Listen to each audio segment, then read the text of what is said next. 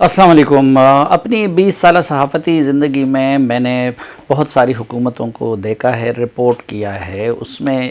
جعلی قسم کی حکومتیں بھی تھی، کچھ حکمران بے حس بھی تھے، اسی طرح کچھ ہائیبرڈ بھی تھے۔ اس سے پہلے بھی ہائیبرڈ نظام ہم نے دیکھا ہے شوکت عزیز اور جمالی کی صورت میں،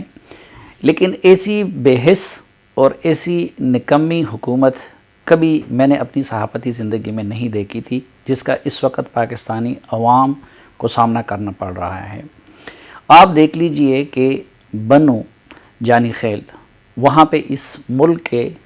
4 جوان ان کو بے دردی کے ساتھ قتل کر دیا گیا، پہلے ان کو غائب کر دیا گیا اور پھر ان کی لاشیں برآمد ہوئی۔ ان کے جو لواحقین ہیں، ان کے والدین، ان کے عزیز، ان کے چاہنے والے ہزاروں دیگر لوگوں کے ہمراہ وہ اس ٹٹرتی سردی میں، اس کرونا کی وبا میں 1 ہفتے سے زیادہ ہو گیا، اور وہ لوگ ان لاشوں کو رکھ کے وہاں پہ بیٹھے ہوئے ہیں۔ اور ان کا ڈیمانڈ کیا ہے؟ ان کا ڈیمانڈ صرف یہ ہے کہ انصاف، تحریک انصاف کی حکومت میں انصاف مانگ رہے ہیں، اور کہتے ہیں کہ ہم تب تک لاشوں کو دفن نہیں کریں گے جب تک کہ FIR درج نہیں ہوتے اور جب تک ذمہ داروں کے خلاف کارروائی کی یقین دہانی نہیں کرائی جاتی۔ اب اس دوران ہم دیکھ رہے ہیں کہ خیبر پختونخوا کے وزیر اعلیٰ، جو میں بار بار کہتا ہوں کہ وہ ہم لوگ عثمان بزدار کے پیچھے تو پڑے ہوئے ہیں، لیکن وہ بزدار پلس ہے۔ جن چیزوں کی وجہ سے بزدار صاحب کو کوسا جاتا ہے، آپ کسی بھی حوالے سے دیکھ لیں، خیبر پختونخوا کے وزیر اعلیٰ ان سے 10 قدم آگے ہیں۔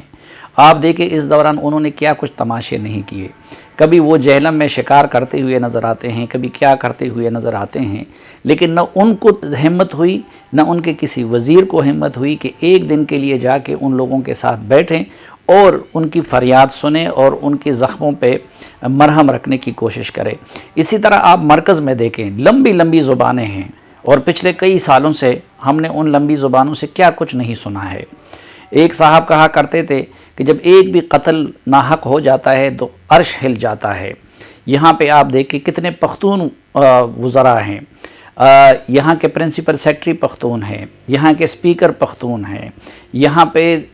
درجنوں وزراء پختون ہیں۔ میں کس کس کا نام لوں؟ شبلی فراز صاحب، پھر شہریار آفریدی کو آپ دیکھ لیں، وہ کتنی بڑی بڑی قسمیں کھاتے رہے۔ پھر ہمارے علی محمد خان صاحب کو آپ دیکھ لیں کہ قرآن کی آیتوں سے اور درود شریف سے اپنی گفتگو شروع کرتے ہیں، لیکن ان میں سے کسی نے بھی آج تک اس حوالے سے ایک بھی لفظ منہ سے نہیں نکالا، نہ کسی کو ہمت ہوئی کہ وہ وہاں پہ جا کے ان لوگوں کی فریاد سنیں اور ان کو لاشیں دفنانے پہ آمادہ کریں۔ یہ صاحبان جو بات بات پہ کہا کرتے تھے کہ عرش ہل جاتا ہے، نعوذ باللہ، کیا عرش بھی کوئی RTS ہے کہ جو پیپلز پارٹی اور نون لیگ کی حکومت میں تو ہل جاتا تھا ظلم سے، لیکن اب آپ کی حکومت میں RTS سسٹم کی طرف فیل ہو گیا ہے۔ ابھی بھی میں سمجھتا ہوں کہ وقت گزرا نہیں ہے۔ میں پچھلے 1 ہفتے سے اس حوالے سے مختلف حکام سے رابطہ کر رہا ہوں، ان کو متوجہ کر رہا ہوں کہ ان لوگوں کو اس پہ مجبور نہ کریں کہ وہ اسلام آباد کی طرف روانہ ہوں، اور اسلام آباد کی طرف اگر وہ چل پڑیں اور پھر ان مظلومین پہ اگر حکومت تشدد کرتی ہے تو اس کا کیا نتیجہ آئے گا۔ اس لیے آج میں ان کے آگے ہاتھ جوڑتا ہوں کہ خدا کا واسطہ، اس ملک کے جو مقتدر لوگ ہیں، حکمران ہیں، اگر وہ آپ جائیے ان لوگوں کے پاس۔ آپ لوگوں سے تو وہ بلوچستان کا جام کمال بھی اچھا تھا کہ کم از کم وہاں پہ بیٹھے ہوئے لوگوں کے پاس تو جا کے بیٹھ جاتے تھے، کوئی منت ترلا تو کر لیتے تھے۔ تو یہ تو وہ ایشو ہے کہ جس نے ہم سب کے دلوں کو دہلا دیا ہے۔ اب سیاست کا ہم ذکر کریں تو آج ایک امپورٹنٹ ڈیولپمنٹ مریم نواز صاحبہ کی پریس کانفرنس تھی، اور دوسری جو امپورٹنٹ پریس کانفرنس تھی وہ بلاول بھٹو زرداری صاحب کا تھا۔ اگرچہ بلاول بھٹو زرداری صاحب کو پچھلے 2-3 مہینوں کے واقعات کے بعد زرداری صاحب نے بلاول بھٹو نہیں رہنے دیا، بلکہ وہ بلاول زرداری ہی رہ گئے، لیکن چونکہ جو اپنے لیے جو نام منتخب کرتا ہے ہمیں وہی استعمال کرنا ہوگا ان کے لیے۔ تو مریم نواز صاحبہ کی تو ایک روایتی پریس کانفرنس تھی، غصے سے بھری ہوئی، لیکن آج انہوں نے پیپلز پارٹی کے بارے میں جو لہجہ استعمال کیا اس سے ثابت ہوتا ہے کہ مستقبل میں شاید ان کا آپس پہ چلنا مشکل ہو جائے گا۔ میں دسمبر کے مہینے سے تسلسل کے ساتھ PDM کے رہنماؤں کو متنبہ کر رہا ہوں کہ وہ پیپلز پارٹی سے جان چھڑائیں۔ اب اس کی وجہ پیپلز پارٹی کے ساتھ میری کوئی دشمنی نہیں تھی. ہم تو چاہتے ہیں کہ ایک قومی جماعت کے طور پر ہر قومی جماعت وہ ملک کے لیے رحمت ہوتی ہے کہ وہ سلامت رہے، وہ قائم رہے، وہ پھلے پھولے. اسی طرح لیڈرشپ جو بھی ہو، وہ بلاول ہو، وہ مریم ہو، وہ عمران خان ہو، وہ کوئی اور ہو، ہم چاہتے ہیں کہ اس ملک کو لیڈرشپ ایسی میسر رہے کہ جو قوم کو اکٹھی رکھ سکے. لیکن چونکہ گلگت میں جس وقت بلاول بھٹو صاحب نے بیان دیا تھا تو اس کے بعد ہی ہم کو یہ اطلاعات ملی تھی کہ پیپلز پارٹی اسی طرح اسکرپٹ کے مطابق اس نے چلنا شروع کر دیا ہے جس طرح کہ پی ٹی آئی اسکرپٹ کے مطابق چل رہی ہے. اور نہ صرف یہ تھا بلکہ اس کا ٹارگٹ اور ٹاسک یہی تھا کہ وہ پی ڈی ایم کو پارلیمنٹ کی طرف لے آئیں اور اس انتہا کی طرف نہ جائیں پی ڈی ایم کہ جس طرف مولانا فضل الرحمان صاحب یا پھر میاں نواز شریف صاحب یا مریم نواز صاحبہ ان کو لے جانا چاہتے تھے. چنانچہ اس نے اپنا یہ فریضہ بخوبی ادا کیا. اور آج میں پہلی مرتبہ یہ آپ کو بتانا چاہتا ہوں کہ یوسف رضا گیلانی کینڈیڈیٹ بھی اگرچہ وہ انڈیجنس فیصلہ تھا لیکن وہ مقتدر حلقوں کی طرف سے این او سی ملنے کے بعد ہی کینڈیڈیٹ بنے تھے. اور اب تو جب ہم تجزیہ کرتے ہیں تو مجھے تو یہ دکھائی دیتا ہے کہ جیسے فرحت اللہ بابر کو بھی خود پیپلز پارٹی کی قیادت نے جان بوجھ کر ہروایا ہے. پہلے ان کو ٹکٹ دیا گیا کیونکہ آپ دیکھیں کہ خیبر پختونخوا اسمبلی میں سینٹ انتخابات کے دوران پیپلز پارٹی کے آدھے سے زیادہ ممبران وہ لوٹا بن گئے اور اس لیے جماعت اسلامی کی خاتون ایم پی اے بھی ہار گئی. تو زرداری صاحب اگر چاہیں تو وہ قومی اسمبلی میں ہو یا پچھلے الیکشن میں ہم نے دیکھا تھا تو خیبر پختونخوا اسمبلی میں انہوں نے پی ٹی آئی کے اور دیگر جماعتوں کے کتنے ووٹرز کو اپنی طرف کر لیا تھا. تو کیا وہ فرحت اللہ بابر کے لیے ایسا نہیں کر سکتے تھے؟ تو اس مرتبہ نہ صرف یہ کہ خیبر پختونخوا میں پیپلز پارٹی نے مزید ووٹ اپنی طرف نہیں موڑے بلکہ جو پیپلز پارٹی کے ممبران اسمبلی تھے ان کے بھی آدھے سے زیادہ وہ لوٹا ہو گئے اور انہوں نے فرحت اللہ بابر کے خلاف اپنا ووٹ استعمال کیا. اسی طرح اب بہرحال یہ بات واضح ہو گئی کہ پیپلز پارٹی کی قیادت جتنی بھی صفائی کرے. آج کے پریس کانفرنس میں بلاول بھٹو صاحب نے بہت کوشش کی کہ وہ معاملے کو کور کر لے لیکن وہ ہو نہیں پا رہا تھا کیونکہ پوری قوم جان چکی ہے کہ اصل میں سندھ حکومت زرداری صاحب اور پیپلز پارٹی کی کمزوری اور نیب کیسز وہ ان کی مجبوری ہے. اب پہلی بات تو یہ ہے کہ سینٹ پہ اپوزیشن لیڈر کون سی اتنی بڑی چیز ہے اور ہم خود بھی سمجھنے سے قاصر تھے کہ پیپلز پارٹی کیوں اس کے پیچھے پڑی ہوئی ہے. لیکن اصل معاملہ یہ تھا کہ یہ پہلے دن سے واضح کر دیا گیا ہے کہ کسی صورت میں بھی نون لیگ کے امیدوار کو کامیاب نہیں ہونے دینا ہے. یہی وجہ ہے کہ اس حوالے سے زرداری صاحب نے یا خود بلاول صاحب نے میاں نواز شریف وغیرہ سے بات نہیں کی ورنہ اس کو طریقے سے ان کو منایا بھی جا سکتا تھا. آج اپنی پریس کانفرنس میں بلاول صاحب نے ایک بالکل صریح غلط بیانی کی اور انہوں نے کہا کہ ہم نے کسی بھی وقت یہ وعدہ نہیں کیا ہے کہ leader of the opposition Peoples Party سے ہوگا. پی ڈی ایم کے سربراہی اجلاس میں ایک کمیٹی بنی تھی جس نے یہ فیصلہ کرنا تھا کہ ڈپٹی چیئرمین کس کا ہوگا اور اپوزیشن لیڈر کس کا ہوگا. اور اس وقت آپ اسکرین پہ دیکھ سکتے ہیں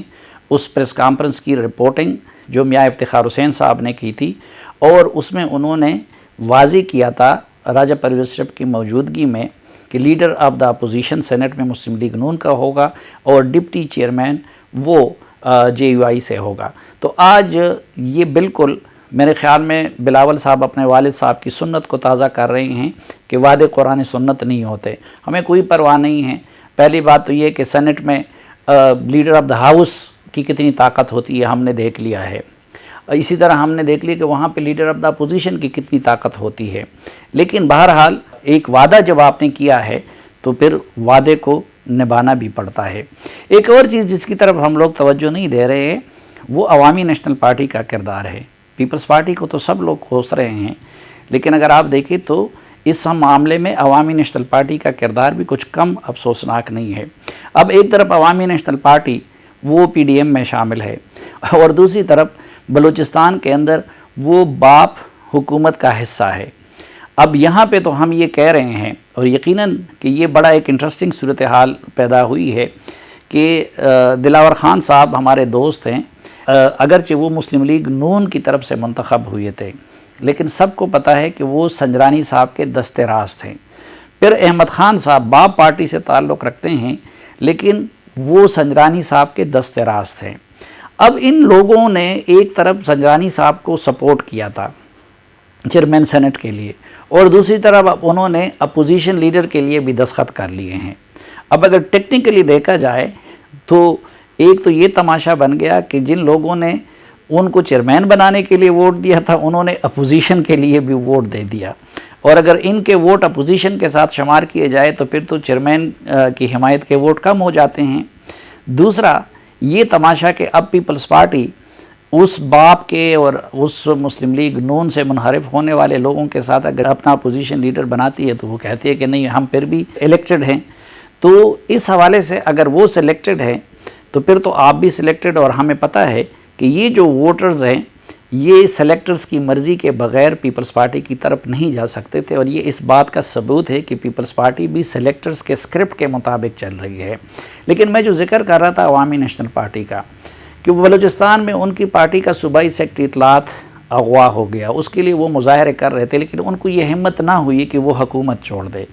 پھر عوامی نیشنل پارٹی نے سینٹ انتخابات کے دوران وہاں پہ ساز باز کیا باپ پارٹی کے ساتھ، اور جو ان کا سینیٹر وہاں سے منتخب ہوا تو وہ باپ پارٹی کے تعاون سے ہو گیا۔ اب اصولی طور پر عوامی نیشنل پارٹی بھی اس فیصلے کی پابند تھی کہ جو پی ڈی ایم نے کیا تھا اپوزیشن لیڈر کے حوالے سے، لیکن یہاں پہ اس نے بھی پلٹا کھایا، اور جو عوامی نیشنل پارٹی کے 2 سینیٹرز تھے انہوں نے پی ڈی ایم کی قیادت کے فیصلے کے خلاف یوسف رضا گیلانی صاحب کے حق میں اپنا ووٹ دے دیا۔ تو عوامی نیشنل پارٹی کی یہ سیاست بھی ہمیں سمجھ نہیں آ رہی ہے، اور اس سے یہ لگتا ہے کہ کہیں نہ کہیں عوامی نیشنل پارٹی بھی پیپلز پارٹی کی طرح رابطے میں ہے یا وہ اس کے نقش قدم پہ جا رہی ہے۔ ایک انٹرسٹنگ معاملہ وہ جماعت اسلامی کا بھی ہے۔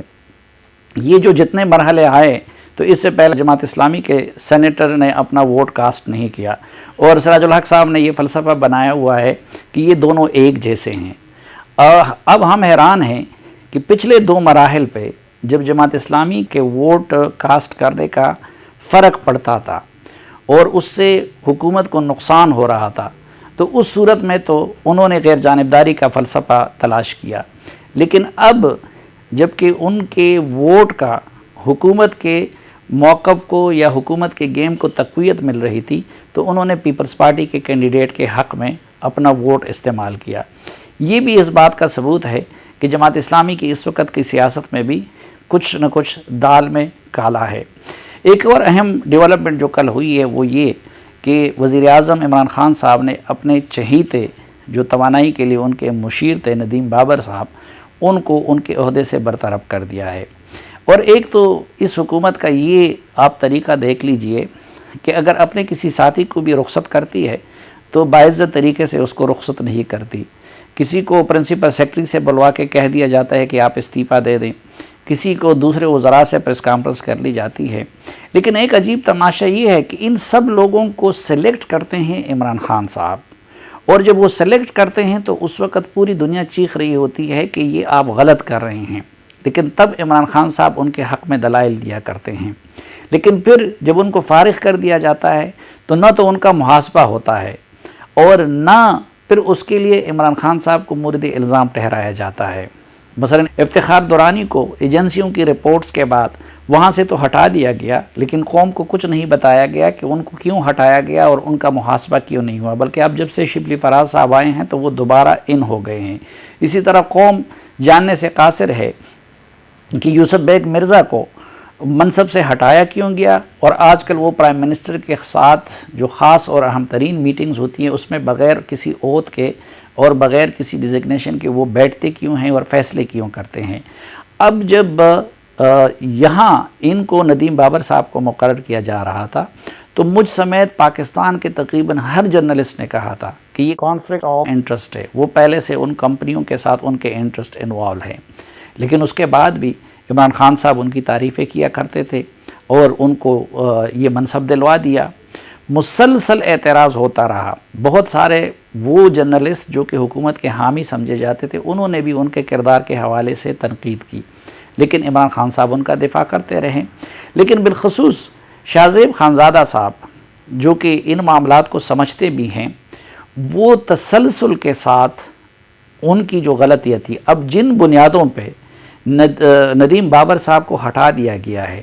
ان سب بنیادوں کو ایک ایک کر کے شاہ زیب خانزادہ نے اپنے پروگراموں میں واضح کیا تھا. اب جب شاہ زیب خانزادہ بر وقت اس حکومت کو متنبع کر رہے تھے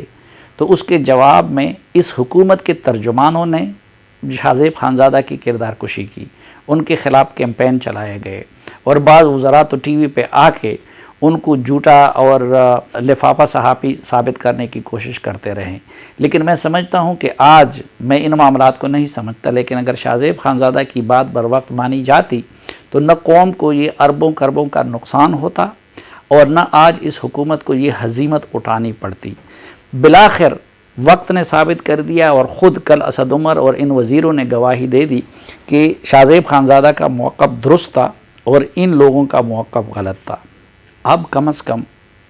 اخلاقیات کا تقاضا اتنا تو بنتا ہے کہ اگر تو شاہ زیب خانزادہ کو کوئی ایوارڈ نہیں دیا جاتا